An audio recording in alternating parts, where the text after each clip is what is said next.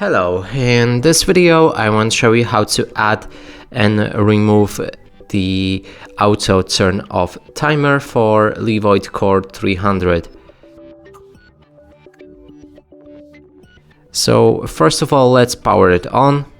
Then right here you can see the clock sign, click on it, and as you can see the time here changes, so now it will work for 2 hours and then turn off. Click on that clock again to add the hours, and if you want to remove it, then click on the clock after 8 hours lights up and the time will turn off. And that's it for this video. Hope you like it. Please consider subscribing to our channel, leave a like and a comment below.